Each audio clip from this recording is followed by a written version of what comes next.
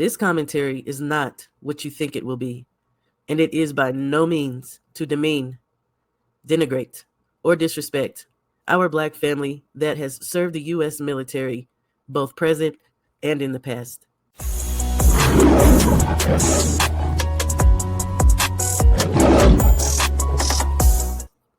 Many men in my family have served in the United States military. My father served 20 years in the United States Air Force. At 18 years old, my brother enlisted into the Army.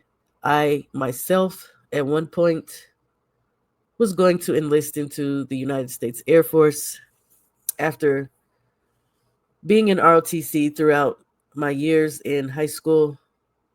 And ultimately, I had a change of heart, which I believe was always there because even as a child, I've always been militant of mind. And that is neither here nor there. Many of us come from families that have served this country. Many of us have ourselves served this country. And I have respect for my people who have done so. It is a choice, and it is also, I think, a great undertaking to give your life for anything, to be willing to give your life for anything. At the same time, I also understand that for us, it was a means to an end. At one point, when my father was a young man, it wasn't even a means to an end. They were drafted. They had no choice. It was go into the military or be imprisoned. This was during the Vietnam War era. Again, as I said in the very beginning, I do not want to come off as being disrespectful to anyone who has served or who have loved ones that have served, as I have loved ones that have served. But I do believe it was a means to an end for a lot of us, whether it be the ability to receive housing, the benefits you get if you stay in for 20 years, ability to go to college and have schooling, right? When I look at our people, I don't necessarily think of patriots. I believe, again, it is a means to an end for us. And surely our mothers who watch our children go off into the military pray, that it is not during wartime or that wars start while our children are enlisted. Because the reality is, this country has never had any respect for the Black soldier. I cannot speak to what happens today. I hear stories, nothing I delve into, but I do know that we all know that many of our men would return home only to be hung in their uniforms. That in the very beginning, the GI Bill that was meant for soldiers was not available to Black families. Even to this day, you hear stories about Black families having a hard time just receiving loans for a home from the federal credit unions. I say we are not patriots because this country has never loved us. And though many Black people have served this country willingly, with love, because we do love our country, we did not receive that love back. We did not receive the benefit, the respect, and the honor that is due. Memorial Day was founded by Black freed men and women in South Carolina. I have an article from Time magazine that I will read, but before I do so, again, I will just say that the respect due to our people, not only for building this country, but for founding so many things, it's never given. It's never considered. It's always an afterthought. They always try to hide our contributions. Thank the Most High for the people that have found information and shared it, that remember information and tell the stories. Thank the Most High. It was written by Olivia B. Waxman, May 22nd, 2020, and the title is The Overlooked Black History of Memorial Day. Nowadays, Memorial Day honors veterans of all wars, but its roots are in America's deadliest conflict, the Civil War. Approximately 620,000 soldiers died, and about 2/3 from disease. The work of honoring the dead began right away, all over the country, and several American towns claim to be the birthplace of Memorial Day. I find that hard to believe. All over the country. I continue. The researchers have traced the earliest annual commemoration to women who laid flowers on soldiers' graves in the Civil War hospital town of Columbus, Mississippi, in April 1866. But historians, like the Pulitzer Prize winner David Blight, have tried to raise awareness of freed slaves who decorated soldiers' graves a year earlier to make sure their story gets told too. According to Blight's 2001 book, Race and Reunion, The Civil War in American Memory, a commemoration organized by freed slaves and some white missionaries took place on May 1st, 1865, in Charleston, South Carolina, at a former planters' racetrack where Confederates held captured Union soldiers during the last year of the war. At least 257 prisoners died, many of disease, and were buried in unmarked graves, so Black residents of Charleston decided to give them a proper burial. In the approximately 10 days leading up to the event, roughly 24 African American Black Charlestonians reorganized the graves into rows and built a 10-foot tall white fence around them. An archway overhead spelled out "Martyrs of the Race Course" in black letters. About 10,000 people, mostly Black residents, participated in the May 1st tribute, according to the coverage back then in the Charleston Daily Courier and the New York Tribune. Starting at 9 a.m., about 3,000 Black schoolchildren paraded around the racetrack, holding roses and singing the Union song "John Brown's Body," and were followed by adults representing aid societies for freed Black men and women. Black pastors delivered sermons and led attendees in prayer and in the singing of spirituals where they broke bread. James Redpath, the director of Freedmen's Education in the region, organized about 30 speeches by Union officers, missionaries, and Black ministers. Participants sang patriotic songs like America and Will Rally Around the Flag and the Star-Spangled Banner. In the afternoon, 3 white and Black Union regiments marched around the graves and staged a drill. The New York Tribune described the tribute as a procession of friends and mourners as South Carolina and the United States never saw before. The grave sites looked like one mass of flowers, and the breeze wafted the sweet perfumes from them, and the tears of joy were shed. This tribute gave birth to an American tradition. Blight wrote in Race and Reunion, the war was over, and Memorial Day had been founded by Black Americans in a ritual of remembrance and consecration. In 1996, Blight stumbled upon a New York Herald Tribune article detailing the tribute in a Harvard University archive.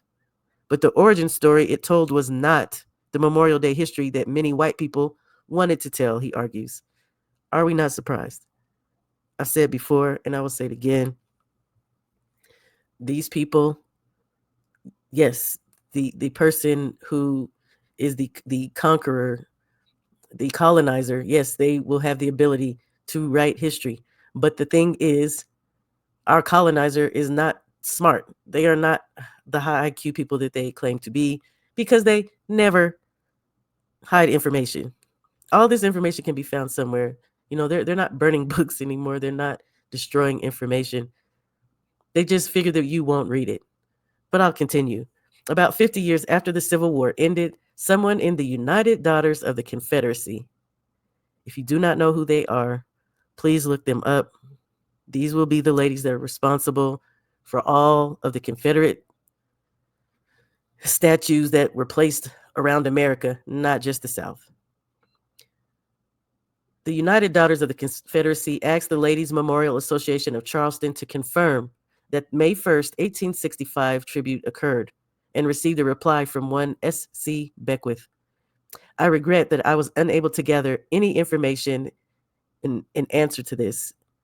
Whether Beckwith actually knew about the tribute or not, Blight argues the exchange illustrates how white Charlestonians suppressed from memory this founding. We cannot be surprised. This is the normal behavior of these people who wish to hide information, who wish to deny information. Yeah, they're not trying to find the truth. Even if this woman, S.C. Beckwith, knew, it's not something that they want to give honor to free Black people, beginning a holiday that they now revere. I continue. A 1937 book also incorrectly stated that James Redpath single-handedly organized the tribute when in reality it was a group effort, and it took place on May 30th when it actually took place on May 1st. That book also diminished the role of the Black Americans involved by referring to them as Black Hands, which only knew that the dead they were honoring had raised them from a condition of servitude. See, that's the BS right there. Um, Something that I have also said, and this information also can easily be found, is that Black freed men and women all were not necessarily ever enslaved. There were pockets in the country of free Black people that never knew slavery, um, as well as Europe, Black Europeans, the Black royals, and the same thing has happened there. When you see the pictures of the Moorish heads, they claim that these people were servants. These were not servants; those were royals. These were royal families, and the people over here, the Geechee, the Powhatan, like there are people, Black people that were here that were never enslaved, that never knew slavery. The narratives that these people push, even when they're trying to tell the truth. The origin story that did stick involves a 1868 call from General John A. Logan, president of a Union Army veterans group, urging Americans to decorate the graves of the fallen with flowers on May 30th of that year. The ceremony that took place in Arlington National Cemetery that day has been considered the first official Memorial Day celebration. Memorial Day became a national holiday 2 decades later in 1889, and it took a century before it was moved in 1968 to the last Monday of May, where it remains today. According to Blight, Hampton Park, named after the Confederate General Wade Hampton, replaced the grave site at the Martyrs of the Race Course, and the graves reinterred in the 1800s at a national cemetery in Beaufort, South Carolina. So again, these people take it upon themselves to dig up bodies and move them around or whatever they do, because it is sick, just to make the whole grave site for those soldiers a grave for this General Wade Hampton, a Confederate. This is what these people do. And who's to say that they actually reburied the remains? Like, you guys, these people are so wicked. The fact that the freed slaves Memorial Day tribute is not as well remembered is emblematic of the struggle that would follow as Black Americans fight to be fully recognized for their contributions to American society continues to this day. Okay, so I haven't done my words in reference to righteousness at all, really. I did one with good intentions of doing more, but I still love to look at the etymology of words, the root meaning, the historical meaning of words, because our open enemy loves to change the meanings, move the goalpost. Yeah. So let's see what a patriot originally was. Looks like in the 1590s, it was a compatriot from the French word patriote. It's 15th century, directly from late Latin pretoria, patriota, fellow countryman. Okay, that's the 6th century from Greek patriotes, fellow countryman, from patrios, of one's father's, patris, fatherland, from pater, genitive patros, father. Father. Okay.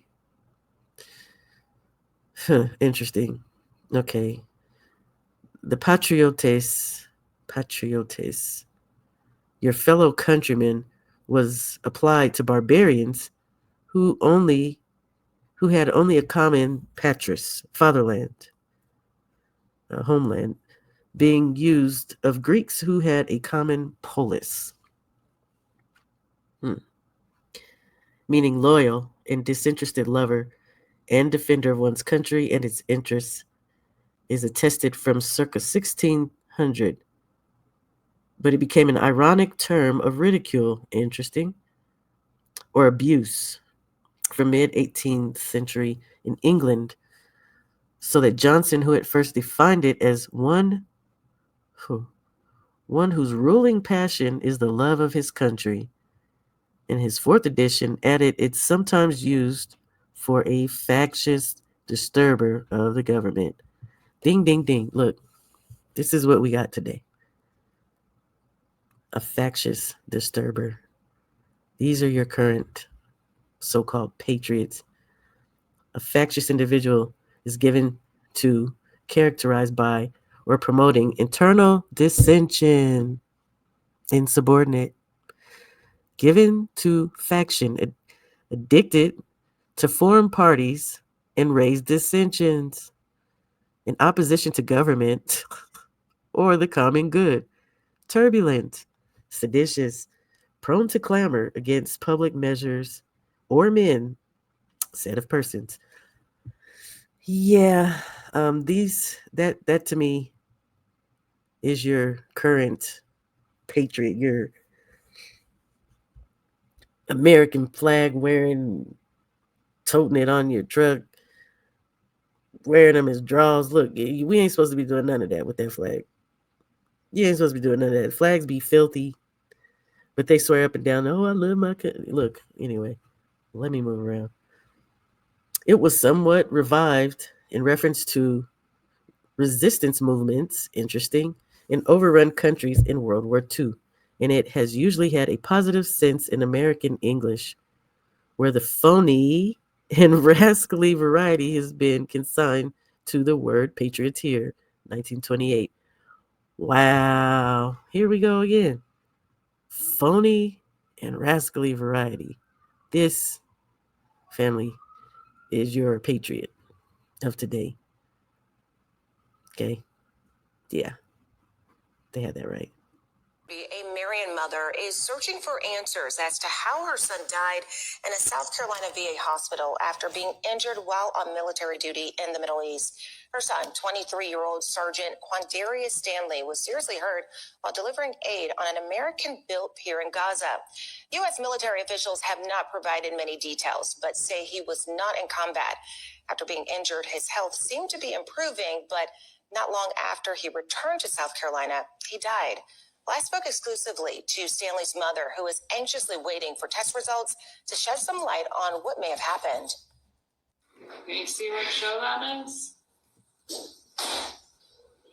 This video, taken just days before Sergeant Quandarius Stanley's death, shows a glimmer of hope as he battles an anoxic brain injury, which occurs when the brain is depleted of oxygen. He was injured on May 24th while working on a pier in Gaza, which was built to deliver humanitarian aid to its residents. He was sitting up, can sit up on his own for a couple minutes, to holding his head straight, to saying, "Mom, Mom."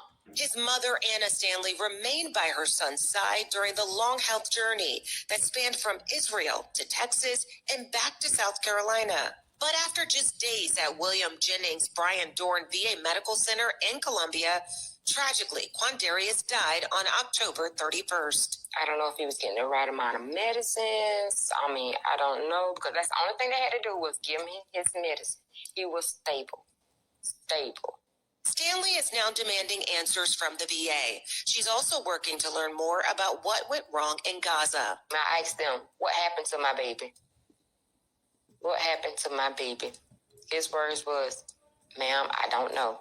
As Stanley waits for an autopsy and toxicology reports, which were done on November 5th, She tries to focus on the good memories of her son. So these are some of his awards, his retirement, different awards, and when he became sergeant, his certificate. She says her strength comes from her faith, the church, and knowing her son continued his grandfather's proud legacy of military service. My dad told him when he got out of high school, son, go see the world. Ain't nothing right here, go see the world. So that's what he did. Of course, I continued to further do some study on the word patriot and its historical definition. But when all is said and done, I think that we as a people love our people. Um, we as a people, because of our condition, historically wanted to be recognized as a human, as a citizen, as a capable, able bodied um, human that did care about our country. And again, in the end, it just is not meant to be that these people are a respecter of persons. Not when it comes down to us. So it does not matter if you become a 4-star general. Um, Surely, yes, there'll be some that have that respect for our people, but I mean, we're talking about people who don't even care about their own people. Serving in the military, if they did, this country would not treat a lot of the veterans as they do. Um, Even when we talk about our commander in chief. So, with all that being said, I will also say that, as the title suggests, don't ever let these people forget. We have served in every single war, skirmish, you name it. Our people were there. The Revolutionary War. There were even melanated people from other countries that had came to America and fought. So don't let these people sit in your face and tell you how they um, freed you from slavery by fighting a war, because we fought in that war, that civil war. We fought in every single war that this country has had. Um,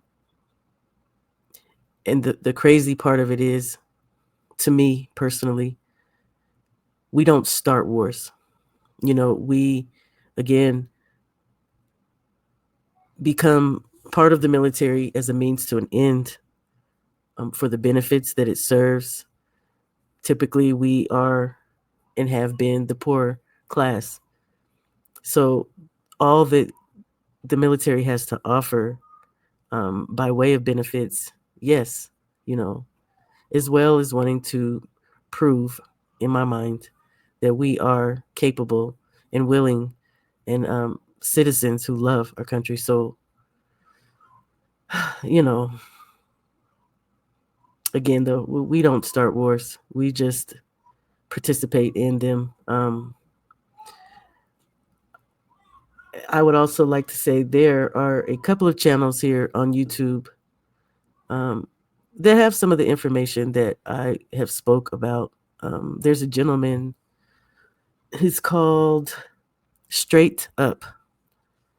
He has since stopped making videos, but I mean, he made absolutely wonderful videos about this country. I often say that history is not what we learned.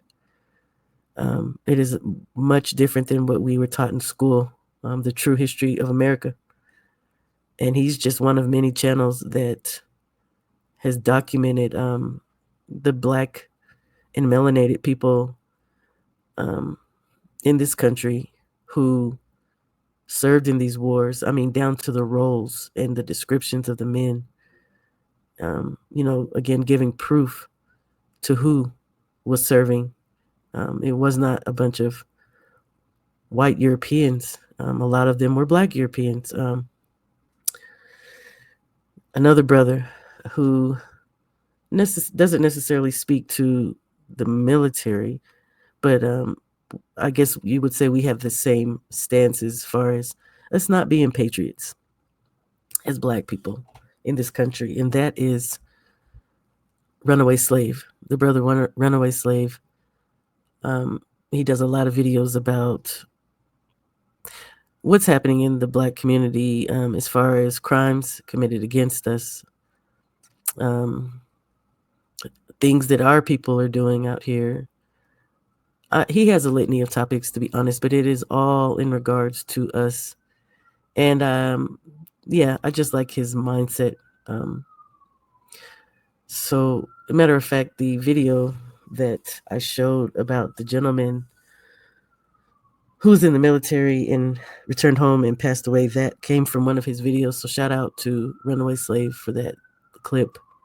Don't let these people forget who we are. Don't let them forget that we are a righteous people. No matter what they think, no matter what they say, no matter what some of our people do, because the whole or a part is not a reflection of the whole. So a small criminal element that they love to push the narrative that we are these major criminals in this society, it's a damnable lie. The majority of us are very conservative. The majority of us are very much so, I would still say righteous as far as knowing right from wrong and choosing to do what is good and what is right. Don't let these people forget that it was us who honored our fallen. Don't let them forget that it is us who don't go around digging up graves and moving remains around. Sometimes we don't even know that these people do rebury. For all we know, we have seen them make mass graves. So don't let them forget. We started Memorial Day in order to remember our fallen. Okay? You all be blessed. I have missed you all very much so, and I do plan on returning with some boxing commentary as well as some more social commentary. Shalom, family. There's a limit to a man's patience, and everyone knows that God, Christ, heaven, everyone knows that what we're asking is not $1 million. What we're asking for is humanity. We're asking to be allowed to live like human beings. And God, you tell us that this is too much to ask. You're sick. You're definitely sick. How can you tell me that it's too much to ask to be a human being?